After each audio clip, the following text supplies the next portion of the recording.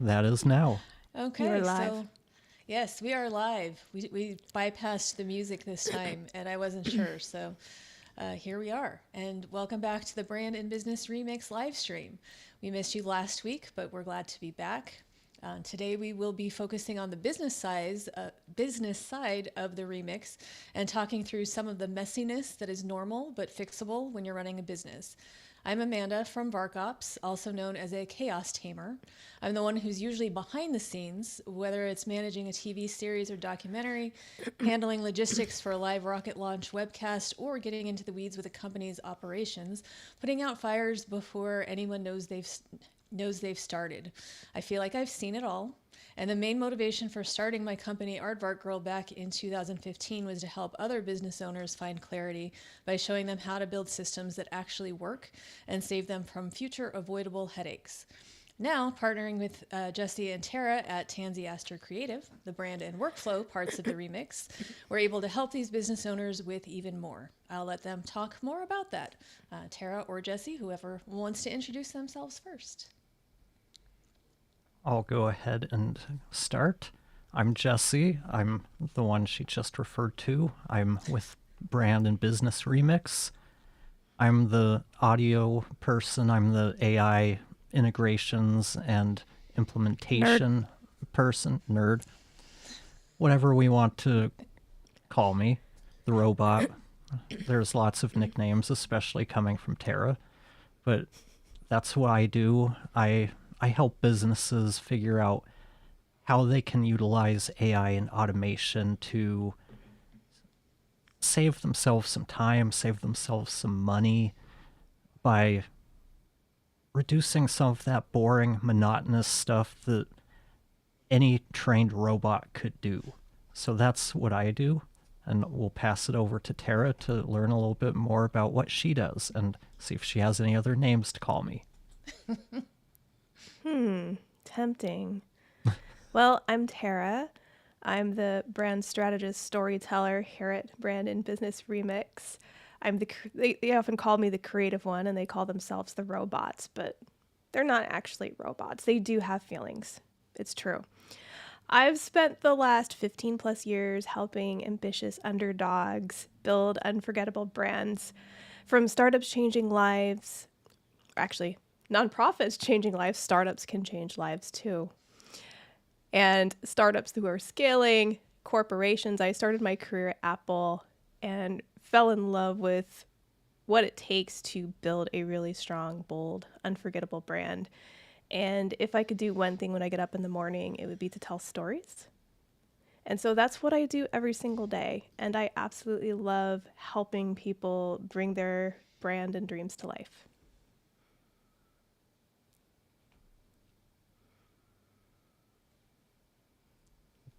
That's what we do. That's why I was we're Brand and Business Remix, and Amanda is leading today, so we will hand it over to her. Hopefully you don't crash the car today. Crash the car?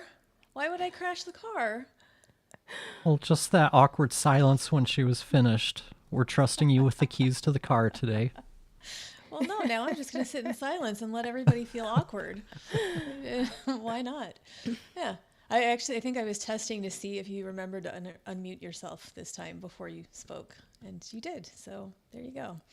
Now I To will be do my fair, best. that wasn't a lack of remembering. It was something with the way things were programmed when we changed scenes. It muted me, but No, we've we got don't that like figured to, out. yeah, we don't like to mute the audio guy. I'm trying to find myself centered in the frame here. So we Center do have, yourself. yes, I need to be centered so I don't crash the car. And I'm one-sided. One-sided Amanda. But we do have a different presentation for you. This time I did not use any fun AI animals. I just used some very basic things. So it's, I think simple but effective, which is the way I like to keep it. So, Jesse, if you want to start my presentation, here we're Oh talking no. about, oh no. Yeah. Well, that's how that little stick figure feels is, oh no. This is business mess behind the scenes. And this little image is a very flustered, overwhelmed person who has taken on way too much in their business and doesn't quite know what to do. So this is where we start. It's if your business back end feels like a hot mess, as Shelly likes to say. You two, I don't think know Shelly, but my friend Shelly calls things hot messes all the time. You're not broken. You're definitely not the only one. As I've mentioned, I've seen chaos, I work in chaos, and we're not here to judge, we're here to fix it. But to fix it, we have to get into what's not working. And what's tricky a lot of times is that people tell me they don't know what's not working. Or they know, but they don't know how to explain it. So there are a lot of reasons for that. And I think the biggest one is that most founders are in survival mode. They got the business going, they just kept it going, they're kind of running full speed, they're not sure what's happening behind them, just that it's a mess. So they're doing what they need to do to keep the train moving, but what's happening behind all of that is maybe not as put together, as organized, as smoothly flowing as we would like it to be. And like I mentioned, when you run a business, you're wearing a lot of hats. We all have lots of different roles that we're playing. We are running the business, so we do whatever it is that the business does, whether that's offering services or products. But we're also doing all the admin, and we're doing the marketing, and we're doing the sales, and we're doing all of the different things. So when you have that much responsibility, the admin stuff doesn't usually feel very urgent. It's kind of that stuff that you put aside and you think, oh, I'll get to that when I have time. It's the stuff you don't want to do. And so it consistently gets pushed aside because it's not the fun stuff. It's boring. It seems tedious. And then it piles up and it piles up and it piles up. And now you have so much to do. Now you don't know where to start on any of that. So it becomes a total nightmare. And nobody really teaches you how to build those internal systems, so you figure it out as you go. I know I'm a figure it out as I go kind of person. I have done that. That's kind of what I always consider one of my superpowers, is that I figure it out. But I know that it would have been much simpler if I had somebody who could have just taken me from the beginning and said, okay, now here's what you do. And you start from the beginning and you get everything lined up. That didn't happen. So that's what I'm trying to do for other people. I think that's what all three of us like to do. It's, okay, we learned by doing and figuring out what works, but also a lot of what doesn't work. So let us help you make it work without all the headaches that we had to deal with from the beginning. So that's one big thing. There's also a lot of pressure sometimes to come up with a quick solution because the problem is right now and you have to fix it. And the longer you take to fix something, then the more everything else piles up, and then it just becomes worse and worse. So it's all completely normal, but that's kind of what happens. What thoughts do we have, Jesse and Tara? The first thing that comes to mind to me is it's really easy to build bad habits when you try to figure everything out on your own because you figure it out as you go. And that's usually not the best way to... Tara and I like to use the analogy of building a house. You don't want to figure out how to build a house as you go because you might decide to start putting the flooring in without putting any of the foundation in, or you just go about things the wrong way because you don't know the right way to go about them or the best way because we just lack the experience and knowledge to know. So we just figure it out. And that tends to build bad habits and bad processes that might work now when you're really small, but as you scale, those bad processes, that lack of foundation, starts to really multiply and snowball until it gets to the point where it's just a mess that is so big nobody wants to dive in to try and fix it because it's been working the way we've done it. Yeah, I've worked at a lot of organizations with organizations that fit that description really well. Well, we don't have time to fix it. We have to just keep moving forward. You know, the phrase "move fast and break things," essentially.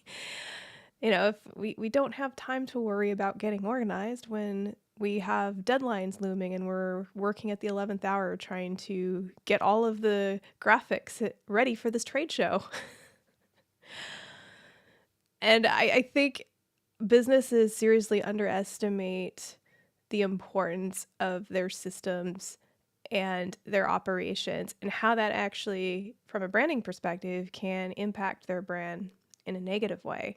Because when you are disorganized internally, I've never worked with anyone or anywhere where it doesn't start to show externally.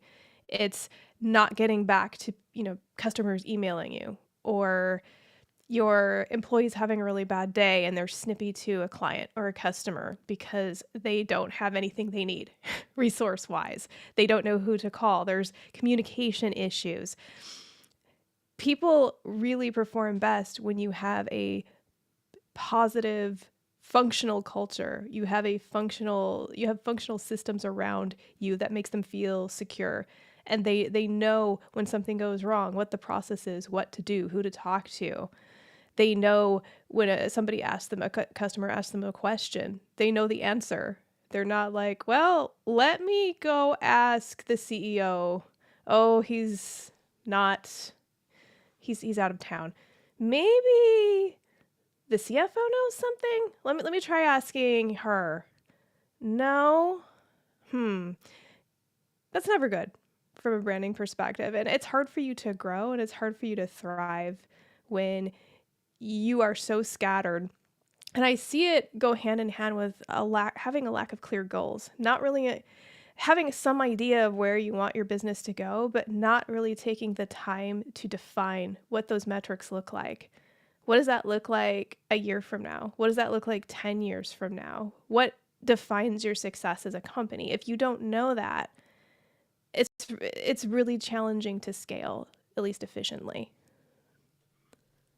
And since I work with a lot of people in the podcast industry, there's a lot of people that they start out as freelancers, and basically when you're a freelancer, you've got the experience to know how to do the job, how to do the work. But then now you're having to figure out all of the things about how to run a business. And that's where all of these little things that we're figuring out as we go, it starts from the very beginning. If you don't have a solid plan, it's very difficult to build that foundation for a successful business. Those are all very good points, because I think that's a pretty standard trajectory. There is, you start and you're a freelancer, you're doing a thing, it's fine, you're having fun, you're getting booked on jobs, and a lot of times as a freelancer, they think it's a phrase that drives me crazy, and it's, I'm just a freelancer. I'm not a business owner. And it's fine if you take issue with the term business owner for some reason. I'm not sure what is maybe it makes you feel too much like an adult and you don't want to do that yet, which is fine. But it's really is a mindset of being a business owner. It helps you look at things a little bit differently, because you don't want to, I don't want to say this for everybody, but a lot of people that I know don't want to just be a gig worker for years and years and years, just waiting for the next job to come to them. Because what happens when the jobs stop coming? If there is no plan, there is no foundation that's going somewhere. It's really difficult, and then you kind of get stuck in that. Okay, I'm a gig worker, and like times like right now, there are not a lot of gigs. So what are you gonna do? And that, the getting the work isn't necessarily going to be fixed if you have good systems in place, but it frees up all that time that you can spend towards getting that work. And Tara makes really good points where I think a lot of people don't think about how operations ties into branding and how you're looking to the outside, because there is so much of that, of when somebody, and this happens with people I work with all the time. It's constantly like, okay, we need to do this, this, this, and this. Okay, here's what I need from you. Crickets. And then it comes back and like, hey, weren't we talking about doing something like this? Yeah, we had a whole plan. You're going to get me this by this time. Didn't happen. Oh, okay, yeah, I should do that. Yep. Yep, that would be great. And it stalls progress. But what's happening is I'm not the only one. It's their customers, like you said, are getting poor responses, whether that's attitude problems because people are feeling overworked and they snap at somebody, whether it's they're just taking forever to get back to somebody. And a lot of times that means that the person who hasn't been gotten back to, I don't think that's proper English, but I'm going with it, has moved on. They're like, okay, well, I'm not getting what I need from this company. They don't value me. They're not prioritizing me. So I need to move on to somebody who does.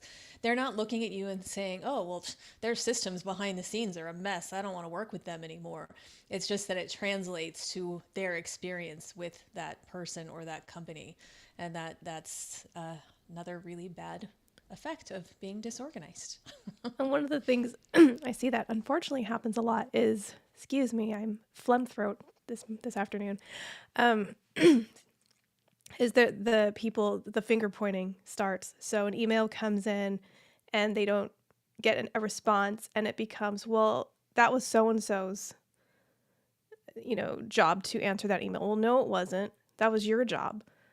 Well, no, it was Frank over in accounting's job to answer this email that came in.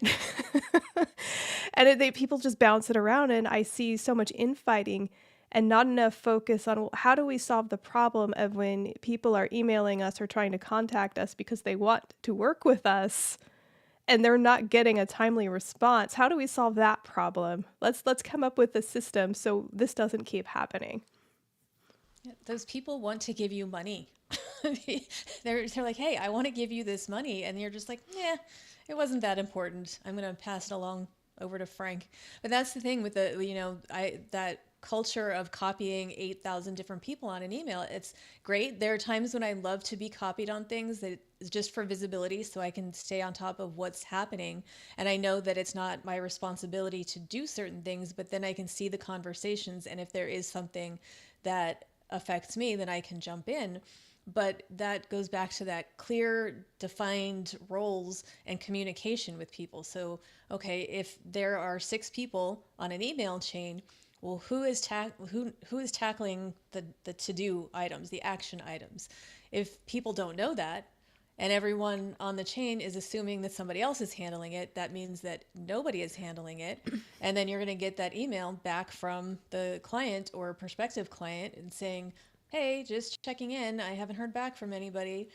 And then if you still don't talk to each other because that's just not what you do, then the cycle continues. And eventually, again, the person goes bye-bye because, if I'm giving you money, I want to feel like I'm getting value in return. I don't want to feel like I'm being pushed to the side.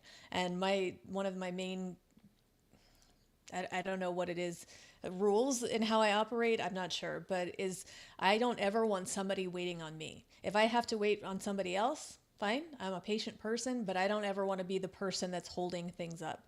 And that's a very important thing to me in the way that I run my business. But again, it's easier for me. I'm one person. So if I get an email, I know I need to do it. But I often work even though my business is me, I work on teams with other people, sometimes all within the same company, sometimes it's scattered and a bunch of different people from a bunch of different companies. The communication chain is the same.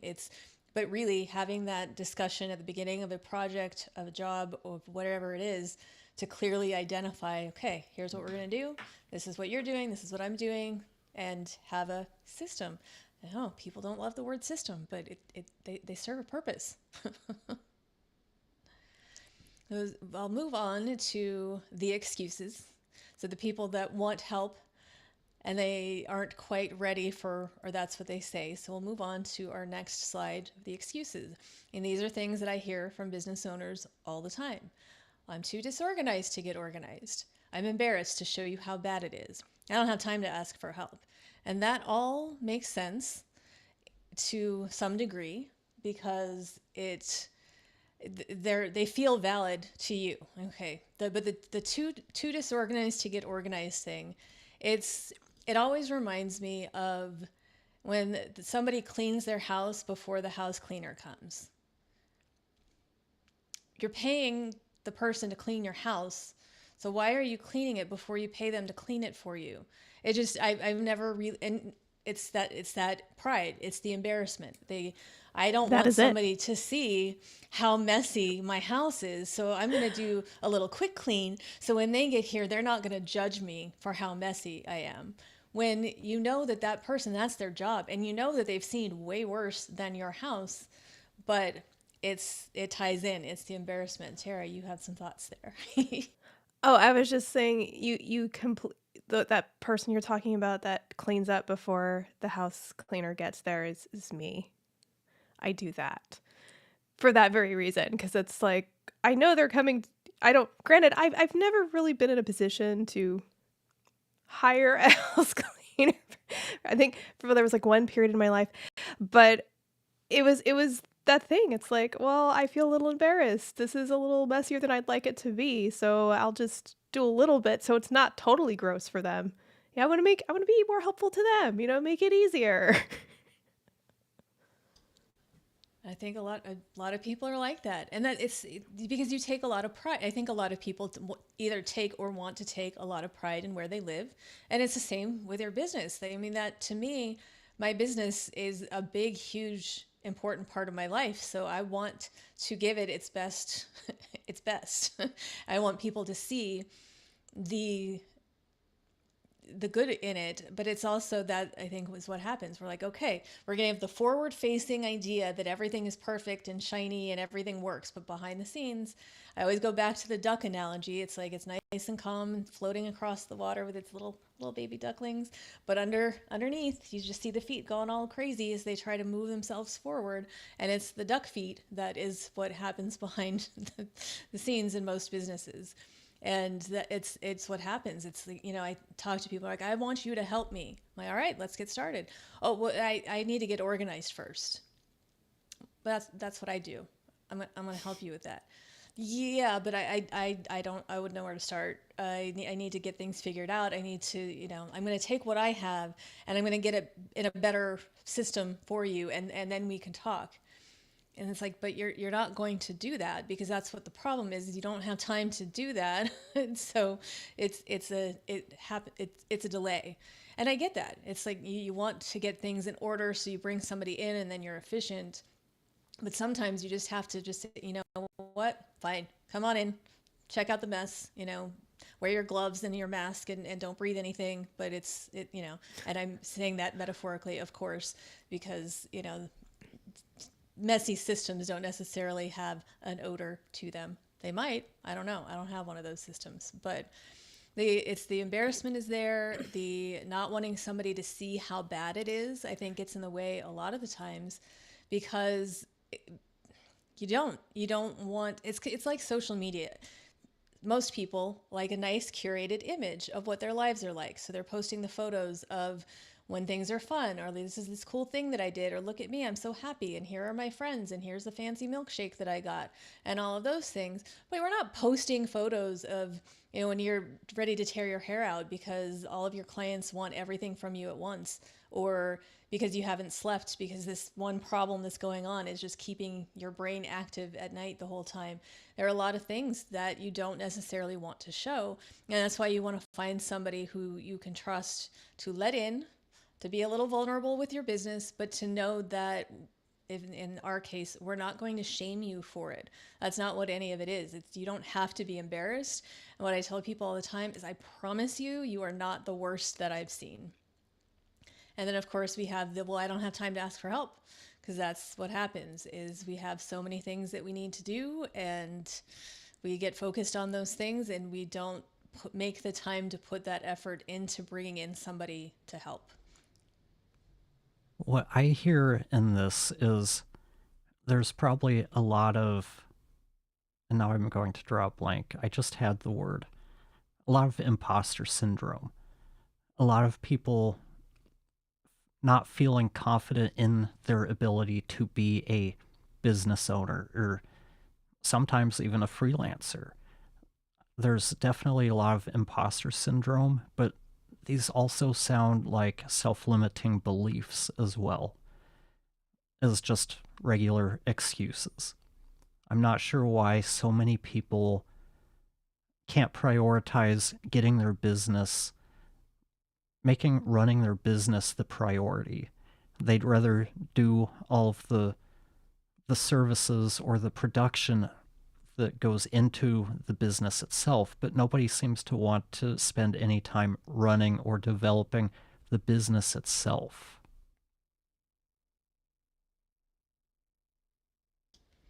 Yeah. And I work with smart, capable people every day. It's, I don't think getting in a situation like that is because you're not smart or because you don't know what you're doing. It's because you're really good at some things and you have built a business around those things and it's growing.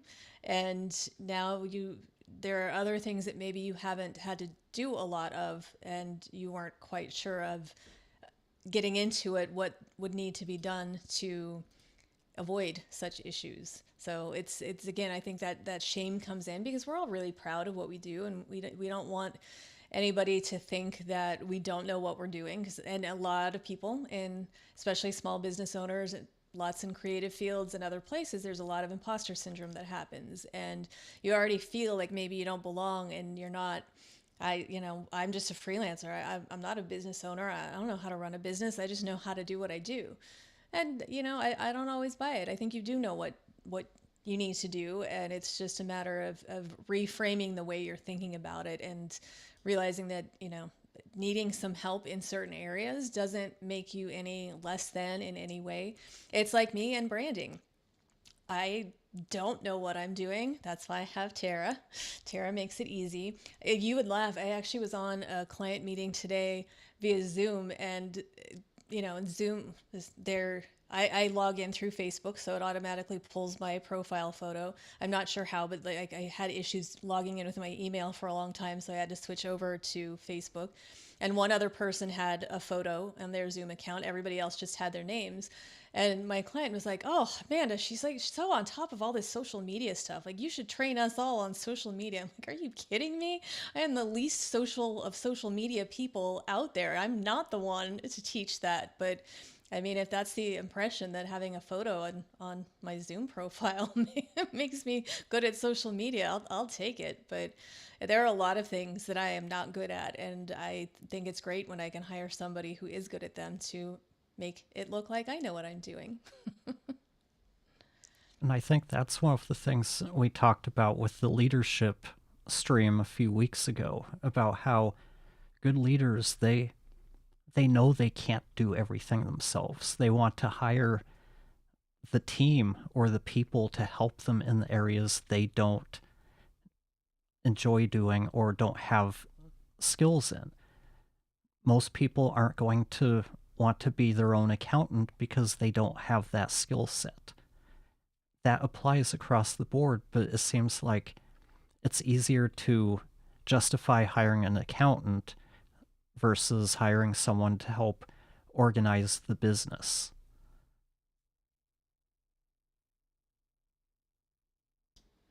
Yeah, I hear all the time about I wouldn't even know where to start, and that's, I tell people all the time to hire an accountant.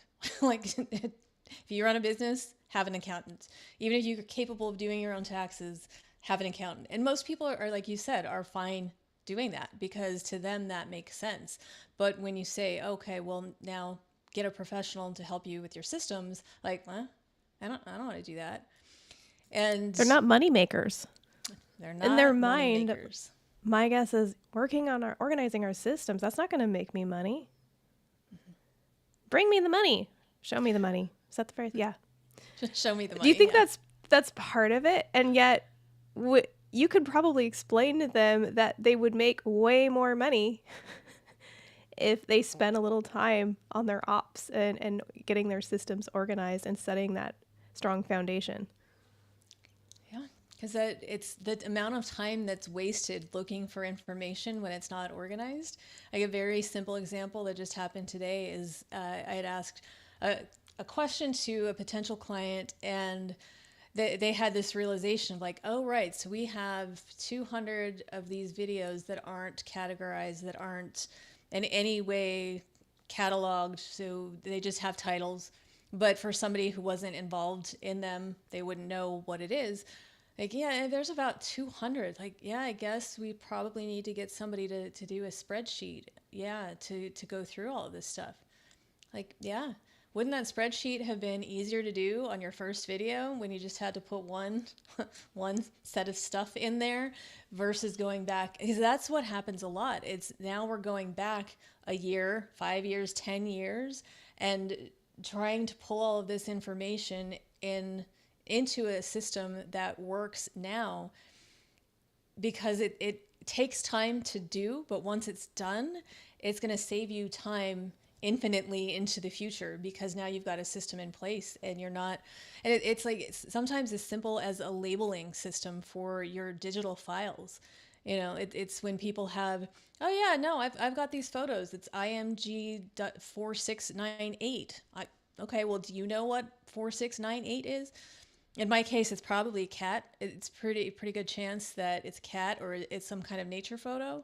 But if your whole whatever hard drive you're using is full of random letters and numbers and there's no system to your filing, how long does it take you to find, okay, I need this. I need that thing. All right, well, what are you going to search for? Because you don't know what it's called. And that it's sometimes it's such simple little things, and it's I label everything and I file everything in email. I was just looking because I'm on a show this year that I was on last year, and I needed to find an old email exchange so I didn't have to start over, and from the beginning I can just copy and paste what I did last year and said, hey, remember this from last year? We want to do it again. Can you help us? And it took me all of, one little search, type it in the search bar, pull it up, pull it out of the folder. Here we go. Copy, paste, done. Versus, okay, so where did I put that thing? But it's like people, I think they get into a spot of, okay, well, I'm in a hurry right now. I don't have time. I'll do it later. I'll do it later. I'll do it later. It's like, if you, back in the day when we all had physical papers a lot and there was maybe a filing cabinet and you're like, okay, I'll put that away later. I'll put it away. And then you end up with a whole pile. And then it's going to take a lot longer to put everything away than if you would have just taken a minute to go do it. So lots of excuses. A lot of times just it's more of that. It's, well, okay, I need help, but what do I need help with? Where do I start? How do I get help? And that's why you hire people like us. It's because you don't know where to start. You don't need a perfect system. You just need someone who can untangle it without making you feel stupid. This is what we do. We look at your mess and we find a starting point for you. It's what we do. It's it's every business is different, but there is always kind of taking the bigger picture and then you break it down into smaller tasks that are easier to complete. And then once you get one thing done, you start to feel better. And you're like, oh, okay, everything is going smoothly. And then you're excited to move on to the next phase. But it really, really is about just getting started and getting that first little bit done. But if you don't start, it won't get better. It's just going to keep getting worse. So starting is the number one thing that you need to do. And also you mentioned something that made me think about the whole idea of when people feel better hiring for professional outside help. And there are times, I think, again, when the ego comes back into play and somebody might think, okay, well, I want to work with a big agency. I want to, I want to have this great marketing campaign and I'm going to hire these people and they're going to, make everything great. So they hire the big fancy agency. And there's nothing wrong with big fancy agencies. They're big fancy agencies for a reason. But big fancy agencies have a lot of people, a lot of steps that have to go through, a lot of their own processes that you have to do. And a lot of times what happens is you get templates. So they're giving you the same solutions that they gave to 17 other companies before you because it's proven to work, right? Well, hey, this worked for this company, so we're just going to replicate it. We're going to replicate it. We're going to keep going. But you're not those 17 companies. And I know for me, I don't want to be lumped in with everybody else. Use the track record, the proven track record of things that work. Absolutely. Use your expertise to tell me what I need. But when you work with smaller groups, like, just individuals in certain things, we really, really like to customize what we do. So we're not going in and saying, look, this worked for this company, so we're going to apply it to you and you're going to be good to go. You're going to just do everything that these other guys did or these other people did. it doesn't work because I say this all the time. Like our brains don't work the same way. So what works for me might not work for Tara, might not work for Jesse. You know, my system involves getting started early in the morning. We know that doesn't work for Tara. She'd be like, nope, not doing it. And her system might be like, all right, well, you're going to do your best work at 1 o'clock in the morning. And I'm going to say, nope, that is not how I'm going to do my best work. But it's really taking it as one specific step at a time. Like, what is it that you need and how can we help you with that? And not necessarily just try to push you through the system and just say like, okay, well, you know, here's step 1, step 2, step 3, and then you're done. Like we really want to get to know you and your business. Cause that, I mean, it starts with the branding, right? Like it's a whole, who are you? What are you trying to represent? But it moves on into the workflow and into the overall business operations. It's who are you? What do you want to do? How does this work for you? Like, let us get to know you and let us help. That's what we try to do. Bueller, thoughts? Anybody? I'm talking a lot. I need some water. I agree. I really don't have anything else to add to that. I think you summed it up pretty well. You did. Been talking all day and you're making me talk more. All right, we'll move on. See what slide number 3 says. Oh, this woman just exploded is what happened. Oh no, that's Ooh, not good. She looks like she vomited, like upwards. Straight. Uh-huh. Vertical projectile. That's a new one. But yeah, it's, you know, there's a lot that's happening, and people, like I said, often have this idea that's like, what am I doing wrong? It's, you know, I'm not doing well. I should be doing better. But it's, you're not broken. You're busy. This is all normal. And that's kind of the main point I want to get across, is that this is all very, very normal for business owners, especially small business owners. It's, you take on a lot, and sometimes you need a little bit of help. You need an outside perspective.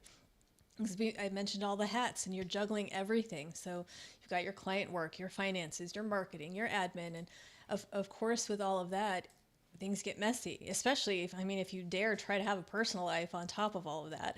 You know, lots of stuff going on.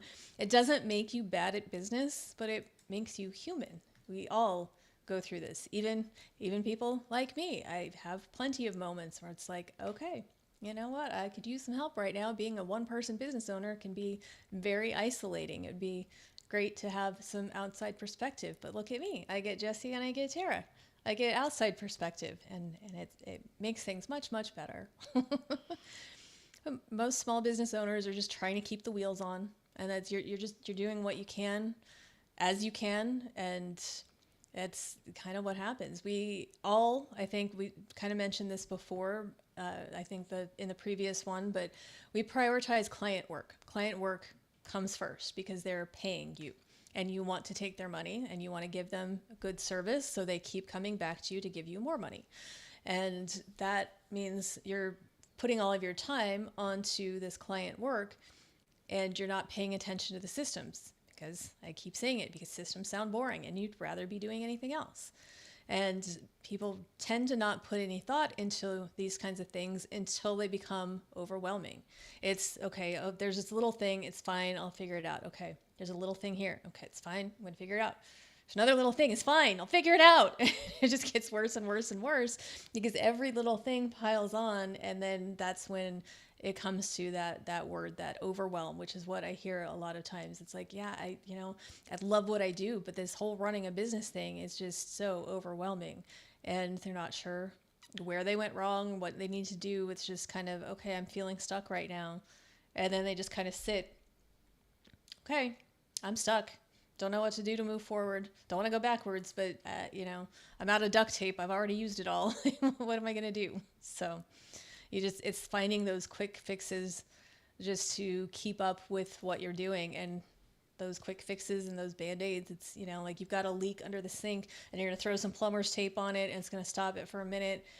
But it doesn't stop the leak. It just stops the water from coming out into whatever is around it. Eventually that tape is going to wear out, and then you still haven't solved the problem. You want to fix the leak so there's no more need for the plumber's tape. I don't know where that example came from, but maybe it's because I've had a lot of water issues in housing, and so you always fix the leak. But it's a good example of do-it-yourself versus hiring a professional, and the value of hiring a professional. Because if you've got a water leak, you've got a pipe that's spraying water everywhere. Do you have the time to go to Google to try to figure it out and locate the right tools and the parts and hope you get the right parts? You don't want to go run down to Home Depot and grab the wrong sized parts because you didn't know they come in different sizes. Or you can just hire a plumber to come in and they can get things under control in an hour. You might spend all afternoon trying to fix this. All the while, that water is piling up, and by the time you get it done, you've got 4 feet of water. Now you have to do some water. There's some remediation to get rid of the water. You've got to do some drywall repairs. You have to get everything dried out so you don't have mold. All because you didn't want to pay a few $100s to have a plumber come in and do it. I was in a live stream and I somehow ended up in a hardware store and my bathroom has water damage and I'm kind of stressed out. What's going on? Well, when he couldn't We think figured of the out word, as we go. yeah, and when he couldn't think of the word remediation for some reason, I was thinking you could do water aerobics, and that might be making a positive. That's making lemonade out of the lemon. It's like, okay, well, there's this lake going on in the bathroom. I'll just do some water aerobics while it's going on. But that Moral is, of like, the story. Go on.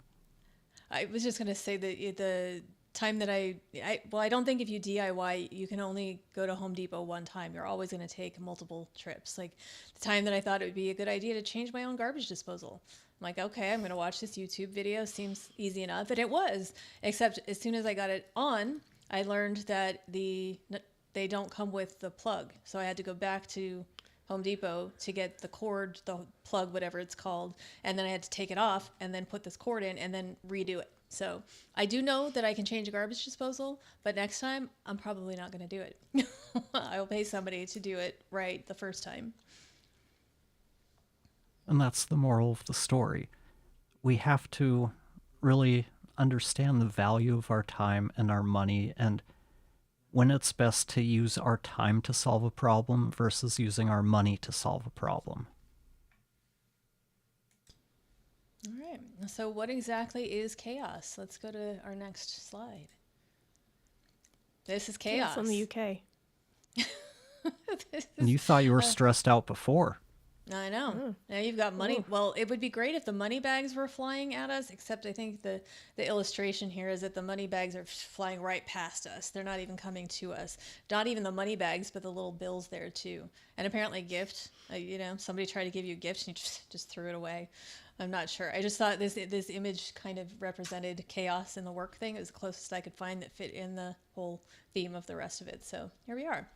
But here are I always need to know if you're one of those people who has 10,000 unread emails and 2,305 unread text messages.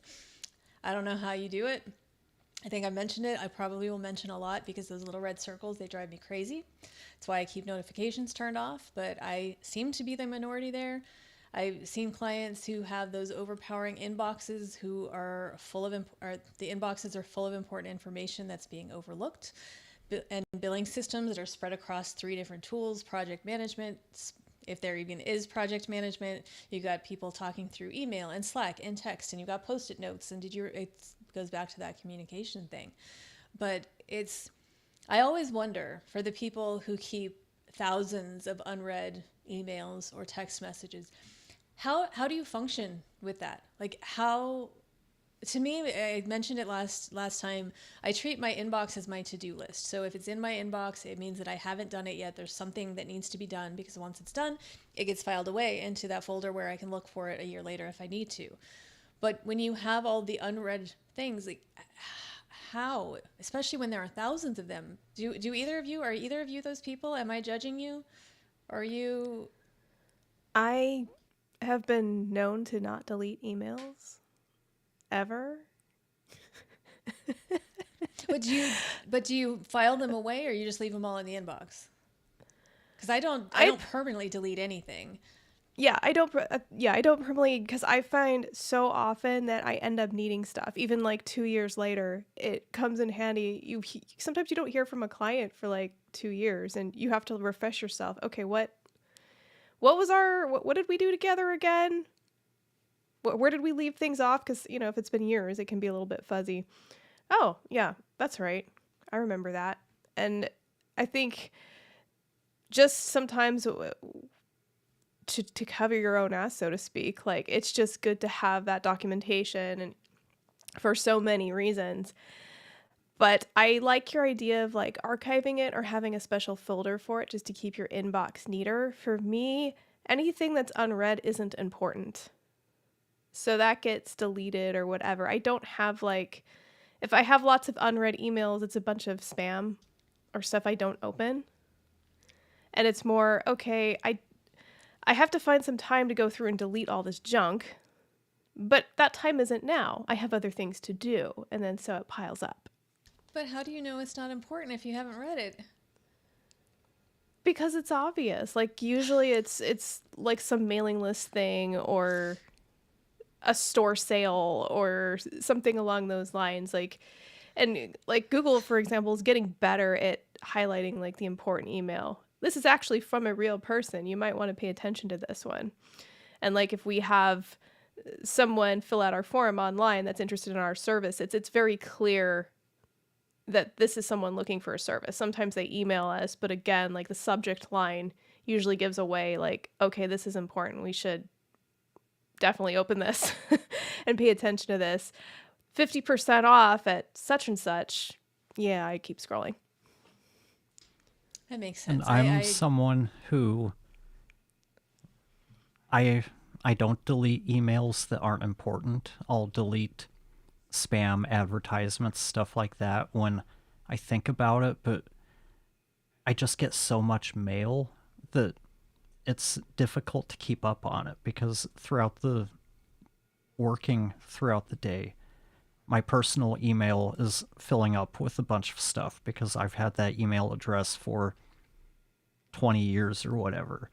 It's on all sorts of mailing lists. I've been doing better at unsubscribing and trying to clean it up. So I'm only getting emails that I care about, but there's still things, companies I buy products from where I might not need something now, but I like to be kept up to date when they're having sales and whatnot, or put out new products. So if I'm in the market, I'm aware of it. On the business side of things, I'm trying to think of, I get a bunch of newsletters for like AI stuff or podcast news type things. Putting together an automation so that once I've opened or looked at the email and it's 7 days or 14 days old, it just deletes it because I'm not going to come back to it. But I might want to come back to it in a couple of days. After 2 weeks or a month, chances are, if there was something important enough in there, I would have come back to it already. If not, we can just delete it. Same thing with all of the emails, like notifications for orders and delivery, the types of stuff that like you get from Amazon. You don't need any of those notifications, but it's good to have them throughout the process. And I'm terrible at going back and deleting those after the fact. So yeah, my mailbox would make you cringe. Yeah, I'm a pro at deleting. Because I'm the same. I don't like permanently delete any correspondence with clients, potential clients, any of that. They all have their own little folder, and each client has its own folder. And then if it's somebody that is just maybe a prospect, I have a connections folder.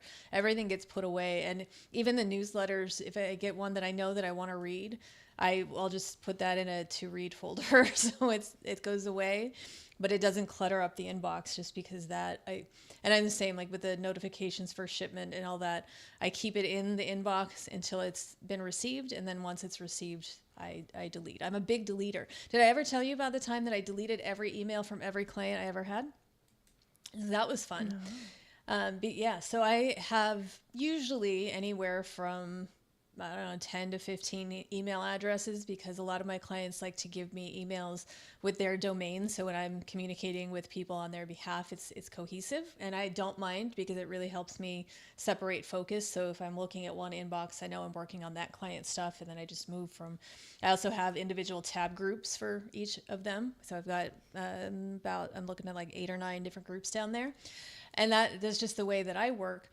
But in Outlook for the Mac program, at one point I had all my emails connected to the same reader, and so I could just keep it on all. So anytime anything came in, I could just see it, and then it was fine. Except I was working on a video project for a corporate client, and every time when we upload a video for review, every time they have a note, it comes through as a notification. And so sometimes they'll go through this video and there'll be 72 notifications. So I get 72 individual emails that come through, and I know exactly what they are. I can just go into the app to read them. I don't need the individual emails.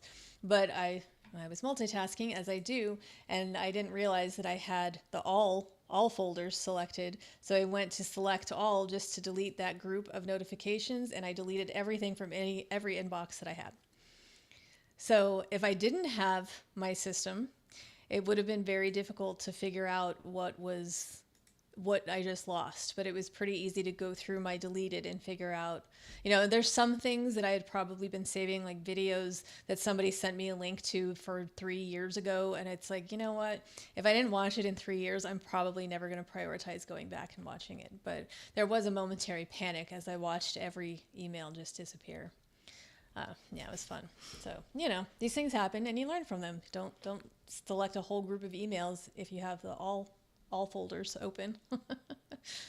So if you want your inbox in tip-top shape and to have someone come in with a vacuum and literally suck up all of those pesky emails away, Amanda is your person. She will get your inbox.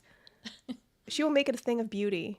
She'll have things color-coded and labeled, and she'll set up really nice folders for you. So everything is easy. I bet she's even a master at setting up rules to make your email do whatever you'd like it to. Oddly, no. I think Jesse would be much better at that, because he Okay. mentions these automations for deleting things, and yeah, I know that rules exist, but that's something that I've not focused time into. I don't know. And again, I think that it's a perfect example of sometimes we think that our way just makes sense because that's the way we've been doing it, but then you learn about this other way that things can be done, and it's like, oh, yeah, I could have saved a lot of time if I had that rule in place or whatever it was. But that's what happens. We just do as we go. We're all different, and that's why when we work with clients, we figure out how to work with them. We don't try to force our way on anybody, because like we just talked about with the email, everybody approaches it differently. Everybody has different quirks, and we accept that. We're not going to judge somebody for doing something differently than we would do it.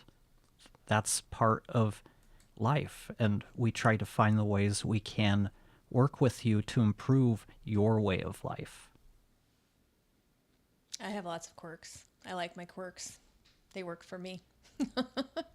So some of these chaotic things that we're mentioning, and so no system for task management. So that could be as simple as your to-do list. Like, what do you have to do today?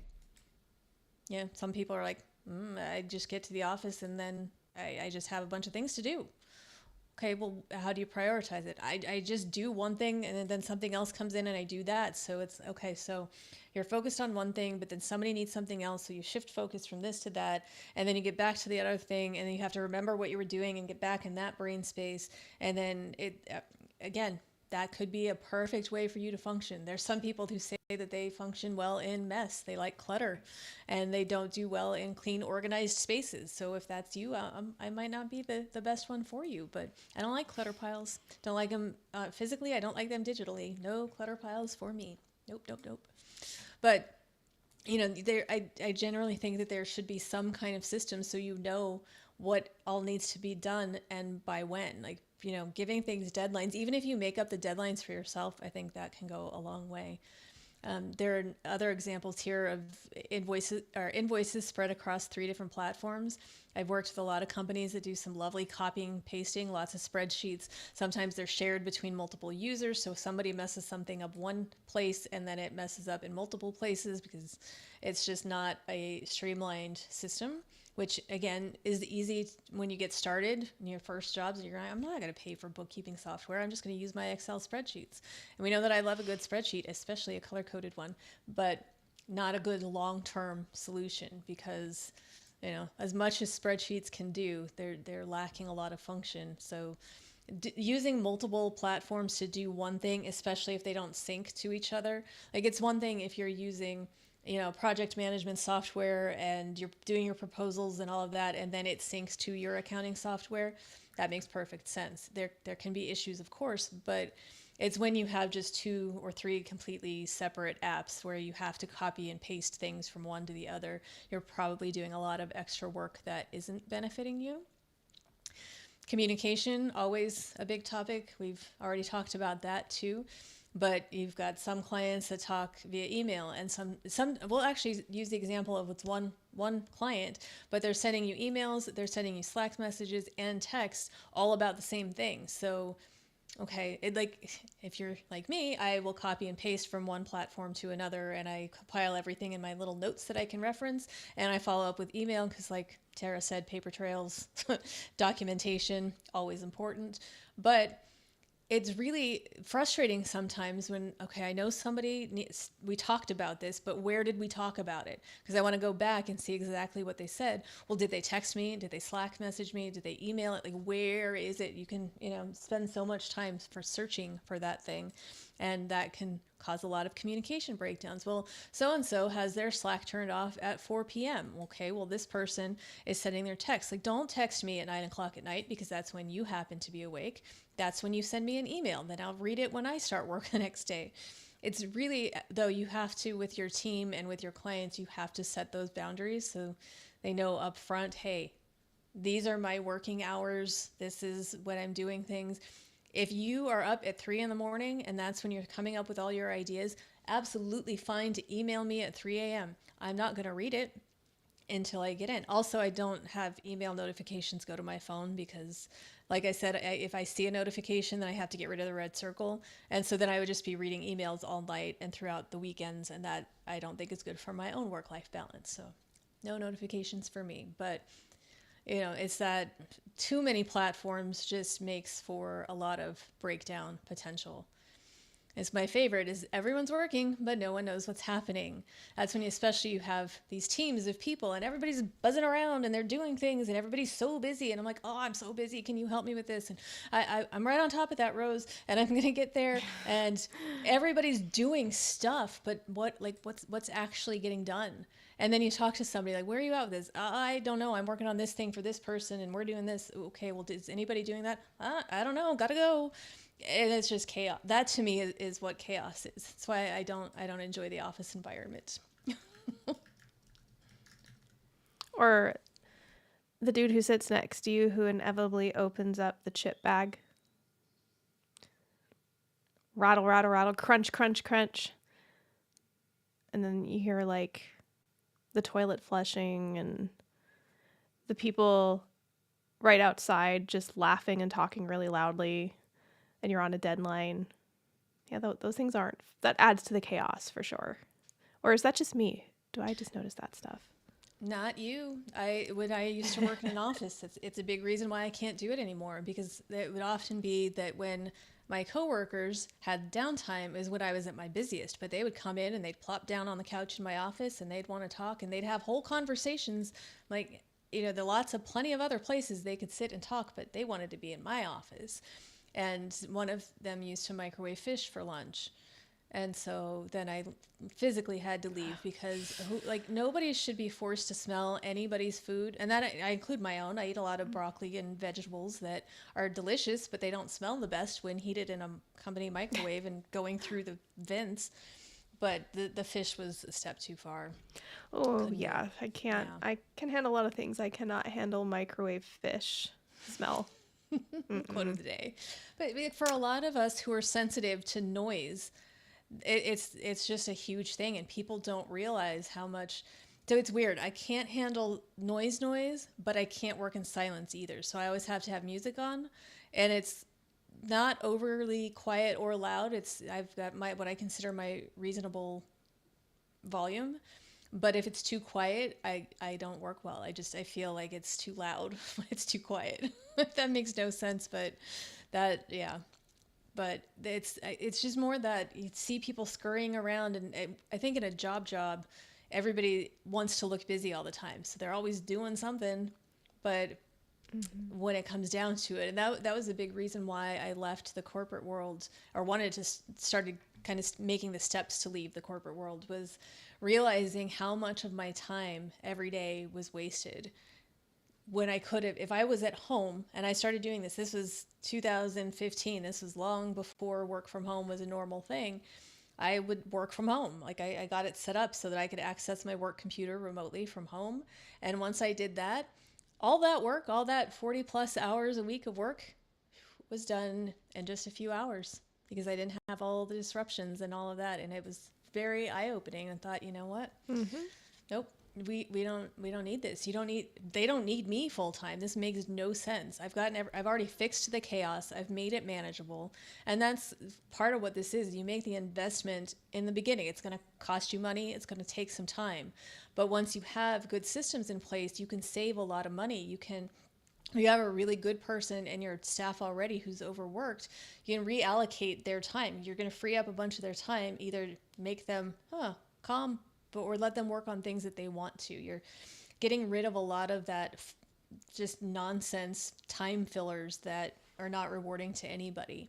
But it takes time to get there, but the payoff is at the end. Because when I used to go start a new job, that was my whole thing, is okay, this place is a mess. I love it. It's a challenge. I'm going to fix it. And then I fixed it, and then everything was working, and then I was bored out of my mind. And I would always just think, like, man, they do not need a full-time person. I've got it set up so this can be maintained. Like, you don't need a full-time director of operations to do this. You could, and at the time there wasn't a such thing as a fractional anything. And it, to me, it just makes perfect sense. Like, you kind of spend that money to get things set up, and then you can keep them running efficiently and save yourself a lot of money long term. So it's like any investment. You kind of look at it as, okay, I'm going to spend this money up front, but what is it going to save me in time and money down the line? And that's why, sorry, I didn't mean to cut you off. That's why Amanda's worth her weight in gold, because you can hire her and let her clean up the mess, and then you don't need to hire a full-time person after that. She can save you that cost by just coming in and setting things up right the first time. So you can go on and scale and run fast and break things and do whatever you want to do. But now you have this nice system to fall back on, and your team isn't cranky at you because they don't know where to find anything.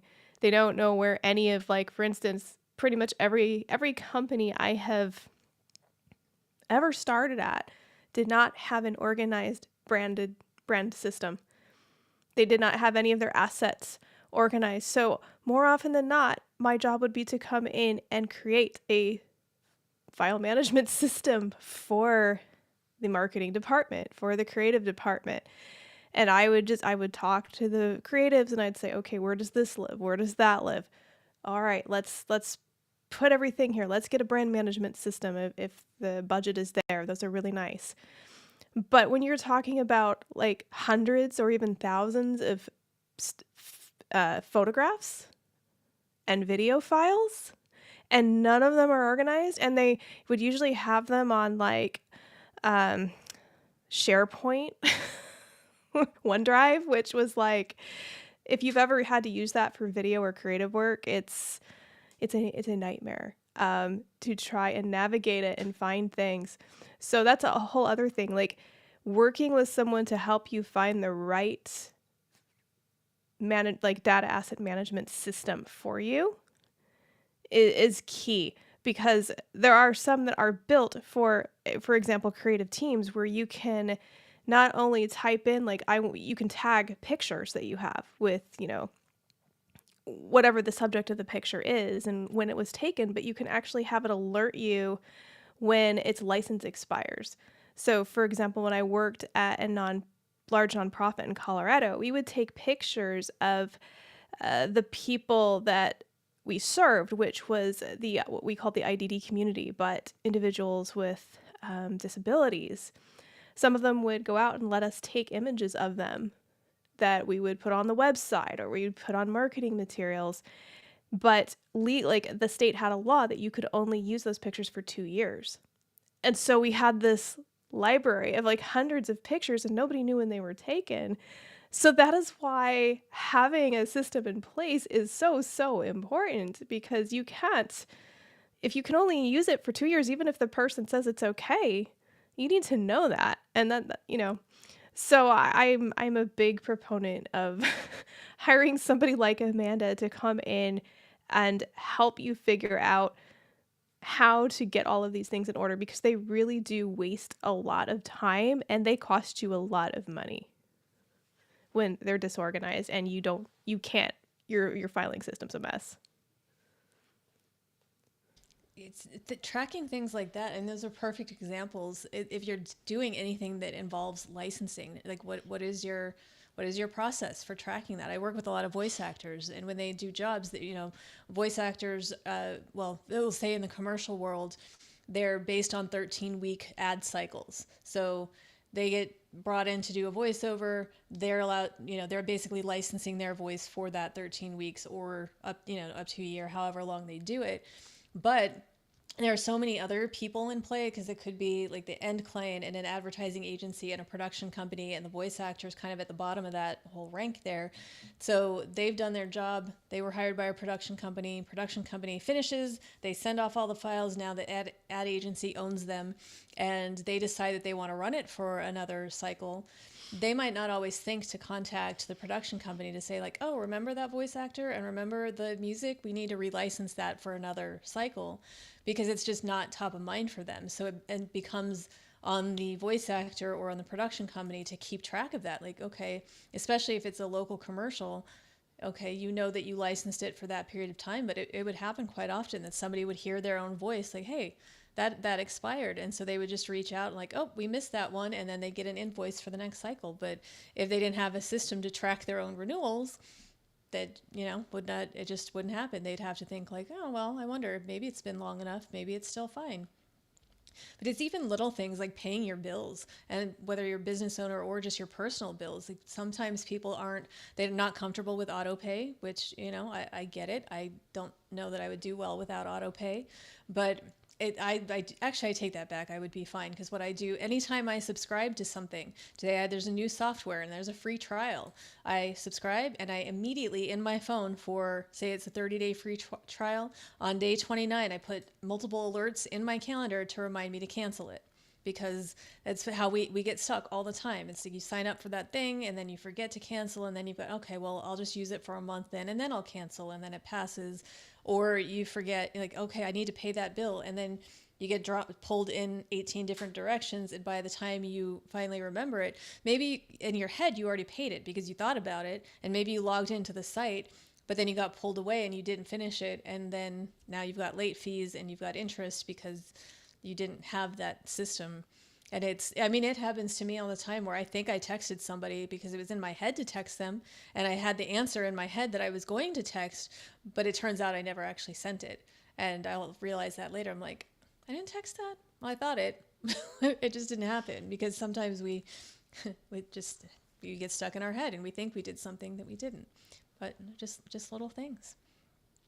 Then, not doing it is one thing, but then duplicating work is another issue that I see all the time with people using, they're doing duplicate tools doing the same job. So again, lack of cohesiveness. That's, I'm sure, where Jesse and his workflow mastery they really look at those things and like, okay, wait a minute, what is your tech stack? See, I learned phrases from you too. Tech stacks are thing.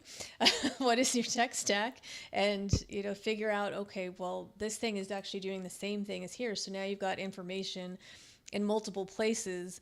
and maybe one's more up to date than the other, and somebody else is looking at the wrong one. All of this just sounds so chaotic and messy, and I don't like any of it.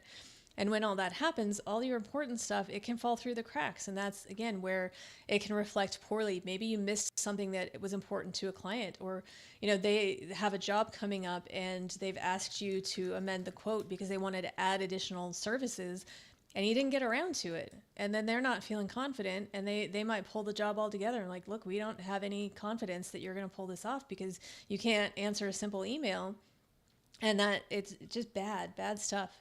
And what you can also, though, get too involved in tools and then just constantly reinvent the wheel, which there is a lot of trial and error, because sometimes you think, okay, I'm going to try this platform. A lot of people like it. I think it's going to streamline the way that I work. But then you get into it and you hate the interface. And if you hate the interface, even if everybody else loves it, you're not going to use it. It's the same thing that we're all talking about, where it really has to work for you. And the system has to be tailored to what works for you, whether it's rational or not. And I do, because I say this because I have a client who was trying some different project management softwares.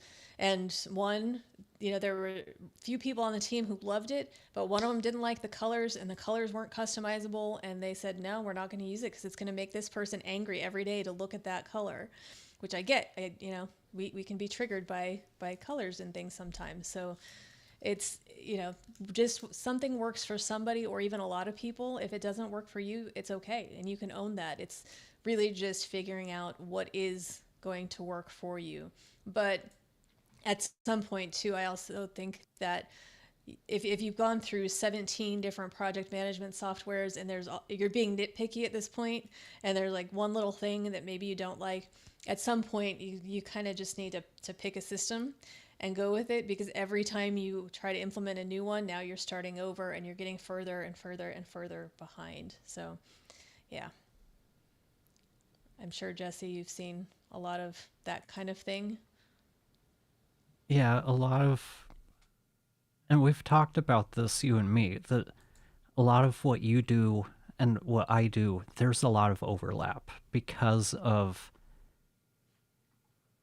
just the tech stacks that people use, and the way that, especially with the prevalence of SaaS solutions these days, it's so easy to get a bunch of different tools that do similar types of things, that maybe you have one that can do all of these things for you. Maybe you don't need all of those. Just going through the processes and looking for the areas where there's efficiencies that can be gained or where there's waste. AI and automation, it's really not that fun. People think that it's fun and cool, but a lot of it is data management. A lot of the same types of things that you're doing. So, yeah, there's a lot of overlap there, and for most of the things on this list, automation can help people with quite a bit of it. Maybe it can't do all of it, but I'm sure it could save a little bit of time and money. Yeah, and then those money bags don't just float by, and you can keep some of them for yourself. Mm. Yeah, that's it. The last one on here, it's my favorite, is that nothing is documented and it all lives in someone's head. Because I think that is how most people function, or maybe don't function, but that's the thing. Because who wants to take the time to write down their processes? It's not a fun thing to do, and you're too busy doing the thing to write about how you do the thing. But it's, there are things called standard operating procedures for a reason, and it's much easier to get those in place when you're a small team, like when you're first getting started, that you can adjust as much as you want as you're going. But when you try, and you just think about it, when you bring somebody in on your team, because I think most people have a goal of being, getting more and more business to the point where you can now afford to pay somebody to help you with it. One of the biggest obstacles people face in that situation is that it takes so long to train somebody. That's always going to be there. But if you have some documentation, some videos, some ways, that just quick, okay, I'm going to do this little screen capture and I'm going to show you this is how I do this. that goes a long way. There, it's, you know, because people can watch that on their own terms. They can or own timing. They can reference things, and then you're not, when everything is just in your head. And I'm somebody who lives very much in my head. I could benefit from documenting more things, probably just to unload. Maybe if I did that, I wouldn't have such weird dreams, but that's a whole other topic. But it's that, when it's one thing when you're the only person, so you know what's in your head. Sometimes, maybe you don't always know what's in your head. That again goes to that whole, you know, do you have an inner monologue or not? But that's again another different conversation. But it's when there are 2 of you or 3 of you or 9 of you or 15 of you, it can't, the information has to live somewhere external that can be accessed by other people. Unless you're going to do a John Malkovich portal directly into your head, there has to be some way, some other place where it's documented. And that could be written, it could be video, it could be a voice note. Things, it's much easier now with technology to get information. You could record it into a voice note and have your AI transcription person robot transcribe it for you. All kinds of things you could do, right? Yes. Kara, did you have something about when I said it all lives in your head? You sounded like you might relate to that a little bit. It's just a phrase I've heard a lot. Basically, like, again, that example about the pictures that we didn't know, like, when the license expired, it was in people's heads. So we'd have to ask so-and-so because it lived in their heads, like many things. And it's something just coming on to new teams, especially, that you hear a lot. And I think, okay, if that's working well for you, but is it? Especially when new people can't find anything and they have to keep bugging you and being like, where's this? And where do I find this? And where do I find that? I find that just by going in and organizing all of those systems, it saved us a lot of time. Yeah, living in somebody's head, that's never what you want to hear. Like, oh, you need to talk to so-and-so. Okay, well, why? Yeah, that, I mean, that it just lives in his, oh, yeah, not great. Especially because, and you never know. Sometimes people lose what's in their heads. It's not a fail safe. So. Mm-hmm. So this whole slide, this whole discussion here, that's what chaos looks like. And now we're going to kind of talk about how to fix that chaos, what it looks like when your business has been remixed, which is what we do. We take your messy business, we remix it. And now it's a nice little operating thing. The wheels are all moving together. People are communicating. No more chaos. Just lovely. It's your tasks are now assigned and tracked in a clear system, so you're not getting any of that, well, who, I don't know, it's that person's job. No, I think that person's doing it. Well, I'm pretty sure the other person is doing it. It's all assigned. It's tracked. There's probably deadlines that have been assigned to it as well. Your invoicing, it's centralized. It's automated. Everything is going through one place, and that's speaking to everybody. So you need to get your financial reports. Everything's in one place. You don't have to look through a bunch of different statements and spreadsheets and try to cobble something together. It's all right there. You know how much people owe you? It's all right there. What do you owe other people? It's all right there. It's all in one place. So whatever you need to know, you just log into one place and you look at it. That's obviously, I know I talk about bookkeeping a lot, but it makes me really happy when people go from that chaos to like, oh yeah, this is great. Oh, I can do that in just a few clicks. What used to take me a day? Yes, you can. Communication, organized, so you know how you're communicating to who.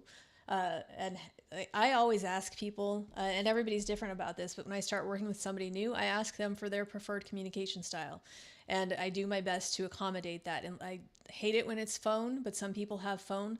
And I have clients that they don't do well with emails, and we're not going to get anywhere with that. So if you need to hop on a call, that's fine. We'll schedule the call and we'll talk through it and we'll get you to where you need. Because there are times when actually speaking to a human, as much as that goes against what I think we all like to do, at least the 3 of us, there are benefits to actually just talking through a project with somebody instead of trying to write it all out, especially with all the miscommunication that can happen with tone and whatnot via email. Again, kind of communication always something that we want to be clear and organized. And we want systems where everyone knows what they're doing and why they're doing it. Sometimes people don't know why they're doing something. And if they don't know why, they're just following instructions, and they won't, like, you want people who use their brains, who can think about, like, okay, I'm doing this, but I think this is wrong. And that's something that has helped me a lot. Is there's something in my brain that gets triggered when, like, two things don't line up. It's like, oh wait, something's wrong here. What is it? And that's where I go into detective mode and figure it out. But sometimes if your people are just going through the motions, things are going to get missed too. These tools should be intentional, not overlapping. So you're not having to go through 4 different places to get one thing done. We want to, keep things as streamlined as possible. It allows you to be proactive, not reactive. Big thing. A lot of times people are just reactive in their businesses. It's putting out the fires as they go instead of taking the time to predict. You can't always predict what's going to happen, but you can be proactive and have plan A, plan B, plan C if you take the time to think about things. And when you have all this extra time and you know how things are running and they're efficient and they're smooth, you can start to really take steps to make things happen instead of just reacting for you. And that could be, okay, well, now I've got this extra time to focus on my marketing so that I have these new clients who are coming to me, instead of just reacting and being like, all right, well, I just better hope that somebody calls me because I'm now out of work. You want to be proactive as much as possible. You've got proven workflows that save time monthly. And we're always trying to give you your time back, because that time, we've talked about last stream, that time is money. And now you've got documented processes that are shared and easy to follow. So you can bring somebody in to help and get them up to speed way faster than if you have to try to pull everything that lives in your head and get it out there. So remixed business, cohesive, clear, calm, happy. Any other descriptors you would like to throw in there? No? No? Bueller. Everybody's making me talk today. Well, you covered everything. Hi. I think on this slide there's not a lot to follow up with. No. Okay. Well, It's what it looks like when Amanda gets into your business and puts her system out there. Like, you just run more efficiently. Your days are easier. Things are just easier for people. And don't we want things to be easier for us? We do. So, yeah. So we can either serve the people we love serving better, or in some cases, some people just want to make a lot of money. Yeah. This helps you do that. And that's what I always say, that my goal is to make your life easier, and that your is whomever I'm working with at that time. I want to make your life easier because that makes me feel good about what I do. Also, selfishly, I like to make it so that you can't live without me. You always have the option to live without me. I'm never going to hold you hostage. None of us are going to hold you hostage. We want to keep working with you, but if you want to take something and run with it, you're welcome to do that. But, we just hope at that point, maybe you refer us to somebody else so we can fix their mess and remix their business and then move along from there. But I just think it's just important. Like, people really, to me, it's very rewarding when you spend the time to work with somebody, especially somebody who is resistant for a long time and said, not ready, I can't spend the money, or I'm too disorganized and I've got to get things cleaned up before I can get you to clean things up. And then we get it done. And just, it's just so rewarding to me to see, like, all right, so how much money are you saving this month? Or how much time? I don't ask people how much money they're saving unless I need to, but it really comes back to the time for me, because time can be reallocated to so many places. All right, so we'll move along, and this is part of our business and workflow remix. And brand remix follows a similar path, but since I'm talking about business, we're not excluding Tara in this. It's just like Jesse said, our business and workflows kind of work very similarly. And we start with your current workflow, identify where things are breaking down. So that's kind of taking that snapshot of where things stand. So what are you doing? What are you using? Where do you feel things are going wrong? What's happening here? And we always kind of say that this is like business and brand therapy, because we want you to be on the proverbial couch and, tell us what's wrong. We're not going to ask you about your relationship with your parents. That's pretty much irrelevant here. But we want to know like how you're feeling about things, and more than just what's on the surface, because that's once we get a real understanding of what your goals are and what you want to accomplish, it brings the fuller picture together. So we need to have real conversations, not just, again, here's this template cookie cutter kind of solution that's worked for 12 other people. This is going to be, we need to get to know you individually or your team to understand what it is that's happening and what it is that you want to happen. So we start by just seeing what is happening. Then once we have that overview, we can start to pinpoint the tasks that are draining your time and energy. They're usually patterns. We find these patterns when we're talking to people about what they're doing and what might not be working as good as it could be. And sometimes we'll just start with the low-hanging fruit. It's okay, here's a very simple thing that we can just take care of right away, because you want to see results, and that some of the bigger things are going to take some investment, but we want you to have wins from the very beginning. So there are ways to show you what these solutions might look like and what will save you time the fastest, so you can then move on to the next pieces. Then we choose the tools. I say we, this is always more of a Jesse thing because he knows all of them. But we choose these tools, and that could be apps. It could be just in different types of systems. It could be the overall workflow. What is going to work best with how you think and how you work? Things that you will be able to maintain because it's like you came up with it yourself. That's the goal here. I always think, for those of you who are Peloton people, Dennis Morton always says, we make suggestions, you make decisions. Or, well, he says, I make decisions, or suggestions, you make decisions. But in this case, we make suggestions, you make decisions. You make decisions that honor you. But it really is, to me, it's a good phrase, because we're not going to just tell you what to do. We're going to give you suggestions. And it's a collaborative process. So we need to know that you're comfortable with what you'll be doing. And it's a conversation. We're not barking orders at you and you must do this and you must do that. It's a discussion. And we expect you to say at sometimes, like, you know what, this thing is just, I'm not grasping it this way. Like, is there another way? And then, yes, we'll find you another way. It's what we do. And at the end of all of this, once we're at the end of that, we're going to give you a practical action plan with clear, doable next steps. And what that is we're giving you your remix roadmap.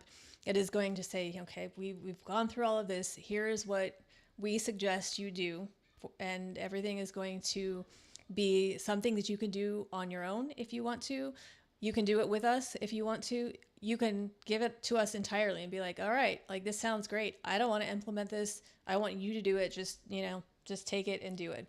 It's always up to you. Like I said, nobody's being held hostage. It's all as much, or will help you as much or as little as you want us to. But the whole point of this initial process is to give you a better understanding of what is going wrong now and how it can be fixed, and giving you those tools and those steps so you can fix it on your own relatively easily. Everybody's situation is different, but this is what we want to do. It needs to be practical. It needs to be something that you can take and run with. And that's what we do. That's our roadmap. That's your roadmap. Yeah. And we won't abandon you either. So we're not going to just drop, unless you're really awful to work with. But even then, we're not just going to say, okay, I got no more use for this guy. Again, I always run back to the pop culture references, but that's my cousin Vinny, for anybody who doesn't know.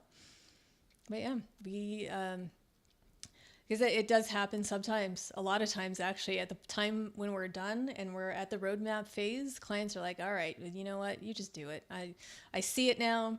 It takes work. I don't want to put in the work. I want to go do my own things. So, that's where our fractional services come in. So you can have us on your team in whatever capacity makes sense.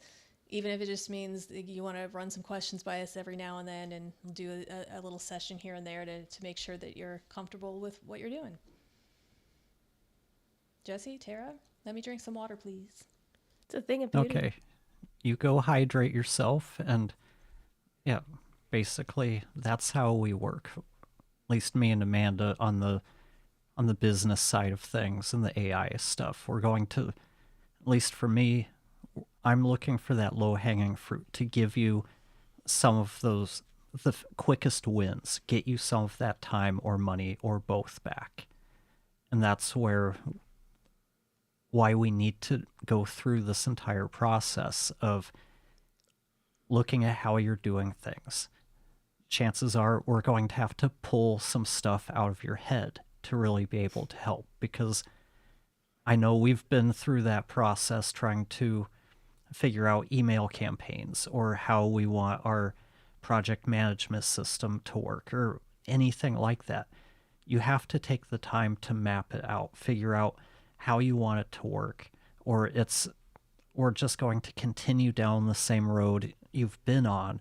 Just now you're bringing us in to put you on a different path that's still not well planned out.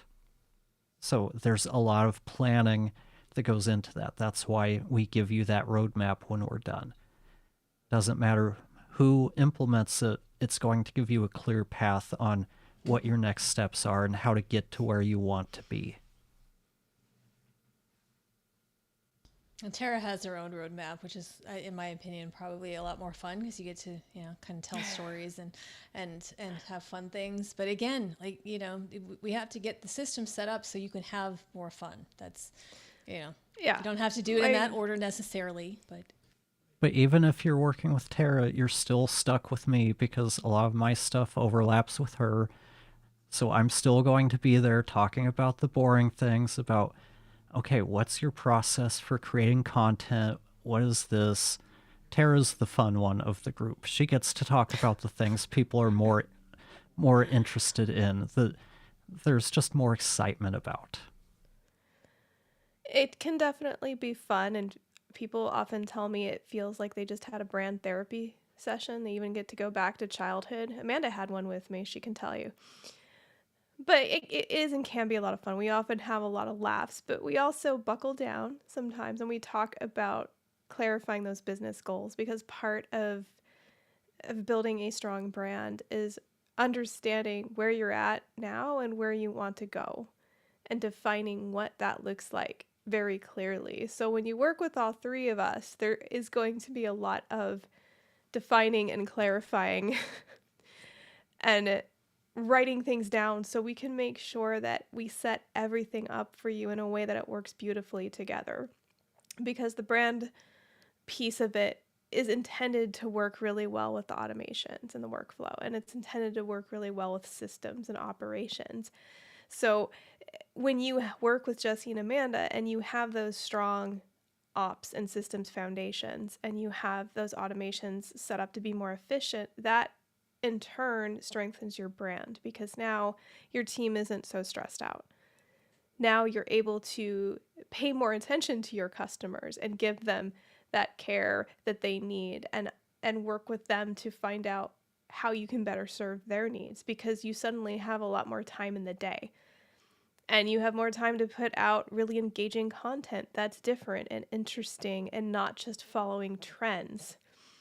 And in order to do that, you really need that time to be creative, to brainstorm, to do your best work. One thing I always tell clients is it's not about quantity, it's about quality when it comes to content. You are better off producing really wonderful, thoughtful content that you spend more time on than posting 3 times a day on your platform of choice. The other thing is, every business that I know of needs time to interact with, build relationships, whether that's online or networking. And so part of that time that you're marketing yourself or promoting or growing brand awareness is building relationships with people, commenting on their posts on LinkedIn, for example, starting conversations. All of that feeds into your growth. And again, the systems that Jesse and Amanda set up make that a lot easier to do, because you just simply have more time and ability to focus on it, because that's the number one thing I hear from like every small business owner, every business owner I work with is marketing is the most challenging part of our business because we don't have time for it. We have no idea how to get leads. It's overwhelming. It's really time consuming. Like it's just really, really challenging. Like what do we do with marketing? It's too much for us to keep up with. And yeah, it is. It's a full-time job. It really is. And you're going to be able to have more time for quality marketing when you give yourself more time by being more organized and structured. So I like the organization. It does, it all comes together. And I think people sometimes don't see the bigger picture, how all of these things, the whole reason that it made sense for the three of us to work together for the brand and business remix is because the brand, the systems, the ops, all of that stuff together really gives you a fully functioning, business. Like it's the things, sometimes people will focus on marketing, sometimes they'll focus on one little thing, but you kind of have to look at the bigger picture. It's, like you can't, I was going to come up with some other analogy. I'm not going to do that again because I don't want to go out in the weeds, but there needs to be consistency, and systems are consistency, and that all makes, it just makes a difference. And one of my favorite things is, especially when I have a creative client, because creatives hate this stuff more than anybody. I don't like systems. I don't like structure. Boo, bad. Boo, boo. No, no, no. And when one of those creative clients calls me and is, audibly excited on the phone and actually says, like, I'm so excited to get to the next step of this, because he can look at everything that's been done already and how much, and I'm not saying this to exaggerate, but it's changed his life. Like that's the reward right there, is you've given him the money, like the time. I keep saying money when I mean time, but maybe that's a Freudian slip, because it does. It gives him more money, because that's a lot of time that he gets to spend doing other things to grow his business and to be there for his family, which are both equally important. So yeah. So after we do this roadmap process, what do we have next on our slides? We have, I don't remember. So, we've got happy face. We have content. This is the calm. This is the zen. These are the things that we hear from clients that make me really happy. It's, I finally know what's going on in my business. I didn't realize how much I was carrying until I put down. That was one that I really thought illustrated it nicely, because it is, we have this invisible weight that a lot of us carry in a lot of different ways. But when you're running a business, there is just a lot. And it's, especially if you have a team, then that team is relying on you. That weight just gets heavier and heavier. And this is a way to lift some of that away and, take that stress and put it down. It's not yours anymore. I feel in control, not just reacting all day, because that's what a lot of people do, is they just react, because it's that constant chaos, that putting out fires, and they just have to take care of whatever thing just presents itself at that moment. I have time to focus on moving forward instead of just getting by. That's where Tara mentioned it's really good to have plans and goals and ways to get there.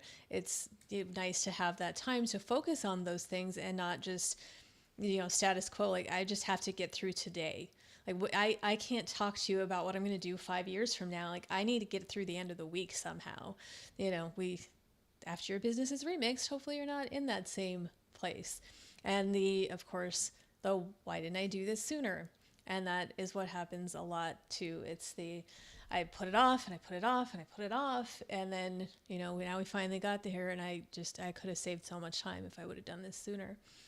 And I also hear things like, I'm not behind anymore. I'm focused. That was one that I just heard recently after I made this little slide here. So yeah, there are a lot of things that's what we look for. These are our goals, is to help you get to this calm, zen, happy, peaceful place. It doesn't mean that it's going to suddenly be not a lot of work to work. I mean, running a business is always going to take some effort, but this is going to, once you have systems and things are streamlined and efficient, again, boring words, but with huge positive effects. So that is the point. Let's get things in order on the back end so you can do what you need to do to succeed and move forward in a nice, peaceful, happy, functioning way. And I think that's what it's all about is we've hopefully most of us have worked for good bosses, good employees, and unfortunately we've probably also worked for bad companies and bad employees. What kind of company are we? We might be a great boss, but do we have all of the everything in place that makes it a good business, a good place to work? Even if you are the only person working there, have you put in that structure that makes it a place you really want to work every day? Or do you find it very stressful and so many things that you just keep putting off because you don't want to do them? That's where getting everything sorted out really comes into play. It builds you that business, that foundation, so not everything feels so overwhelming and so stressful for you. You, like it says on the sheet in front of us, I feel in control. I'm not just reacting all day. We've all worked at places where everything is done reactionary, and you can sit there and look at it and say, some of us could have seen that coming from a year away.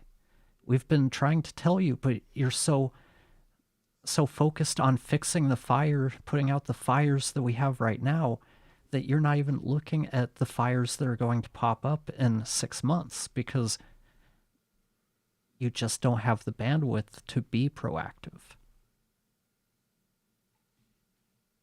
We want to give you more bandwidth. We do.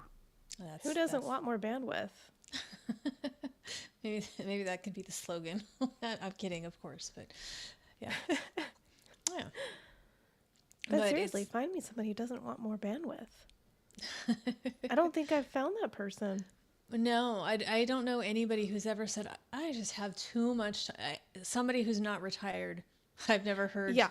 There's a difference if you're not working and and you're not working by choice, because a lot of times when people aren't working, they're more stressed out than ever because they need work.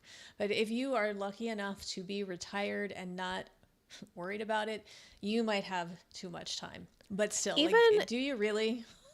Even retired people, I in fact, when I was at the dentist, there was a retired guy next to me that the dentist was chatting up, and he's like, "You're really young to be retired. You retired at 59. Like, wow, that's young. Like, what do you do all day?" He's like, "Oh, we're really busy. Like, we never have enough time to do anything. You know, before we know it, it's 5 o'clock and it's time for dinner, and then it's time to go to bed, and it's just as busy as when we were working." And I hear that actually quite frequently. Like they come up with stuff to do, and then they end up with not enough bandwidth, and then it's time to go to bed, and they're kind of not happy about it.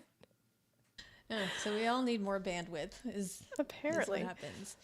So yeah, we'll remix your business, give you some bandwidth back. Oh, Mike's here. We have a comment. It's like companies I've worked for where the preventive maintenance schedule was wait till it breaks, then patch it together until it dies, then replace it. And Oh, Jesse knows that one. I can tell you that's very much how so many companies work. And in the long run, it costs you money when you operate that way. Preventive maintenance means you do things to prevent it from happening. You do stuff to keep things running smoothly. You don't buy a car and just wait for it to break and then you take it into the shop to, hey, what's wrong with it? Can you fix this? We don't do that. I'm hoping most of us take our cars in for our routine maintenance so we can drive the cars for 15, 20 years and get a lot of use out of it. I don't know, maybe the people who lease cars, they don't care about that, and those are the people that just have that opinion that we'll just wait until it breaks, then we'll fix it, and then once it dies, we'll replace it. I'd rather keep it up and running for life rather than having to replace it. Every time I take my car into maintenance, they laugh at me for how few miles I have on it. Maybe not this car yet because I haven't had to take it in for maintenance, but my 12-year-old Prius, they would laugh at me all the time. Like, how do you only have this many miles on it? It's like, well, because I don't have to drive a lot of places. And But doesn't yeah, like driving. no, I don't like driving. Some people love it, but yeah, I think we understand maintenance when it's applied to a car. I think most of us understand maintenance as it applies to our own health. Whether we follow that or not is sometimes a different story, but we know that if we eat properly and exercise, we're most likely going to have fewer issues unless, you go to sleep. Because after Mike and I were talking the other day that, and I think we all know after a certain age, you can go to sleep, and that's when you get injured is just by sleeping. So, yeah, nothing you can do about that. Yeah. Yep. Yep. How many injuries have I woken up with now? Yeah, you open your eyes and you tear your cornea. Yeah. That's the Yeah. thing. It can happen to you. Where, if your eyes feel dry, artificial drops. Yeah, keep your eyes moist. Important. I've And now learned this the hard way. And now Yes. you know that some preventative maintenance, not that you could have prevented that, but now you know that if you use your eye drops and your warm compress at night and do certain things, then you don't have to wake up with it feeling like somebody's stabbing you in the eye repeatedly. So, In theory, they want me to wear goggles now too. oh, please wear goggles. Yes, Like, goggles. yeah, yeah. No, I want, I need to see this. I like this idea.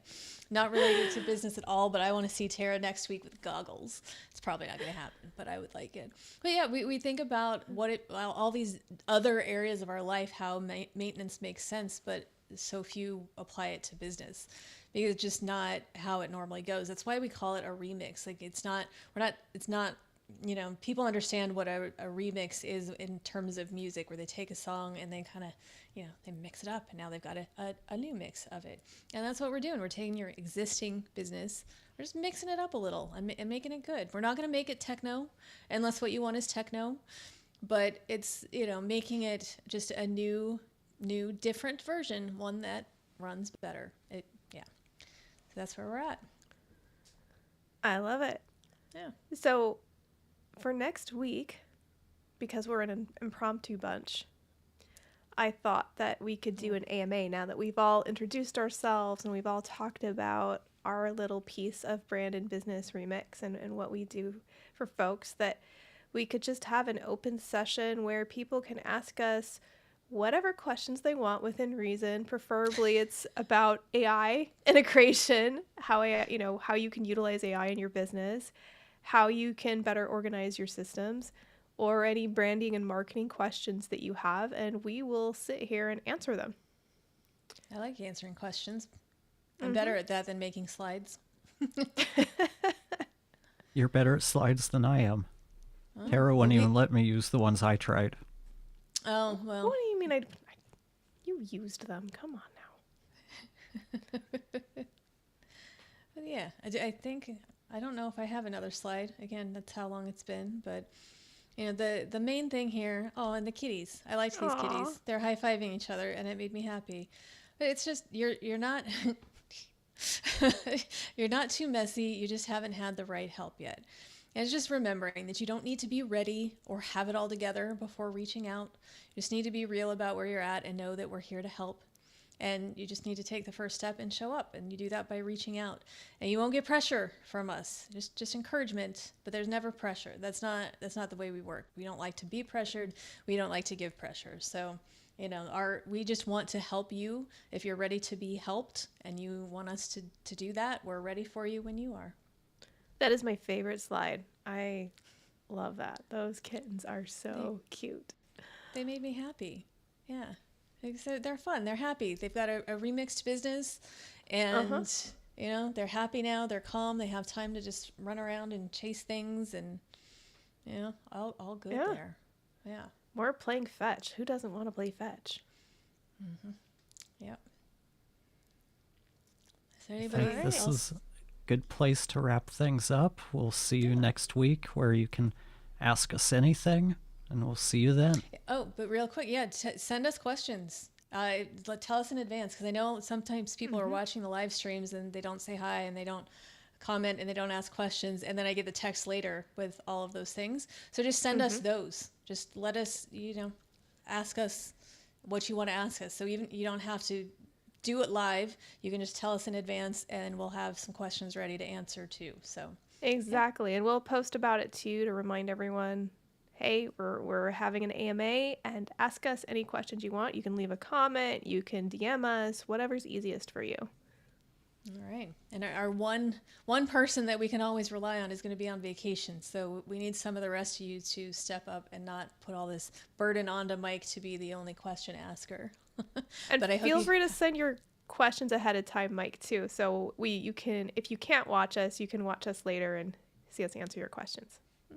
And enjoy your vacation. You don't need to take time away from your vacation No. to ask us questions. Please don't. As much as we like your questions, enjoy your vacation and keep Stephanie happy, assuming that she's going with you, because we don't want to get in trouble with Stephanie. That would be bad. Yes, ask the questions beforehand, and you can watch the replay afterwards and go enjoy your vacation. Yeah. And for the rest of you, enjoy your vacation if you're taking one, or whatever else you're doing with your evening. And we'll see you next week. Bye. Bye.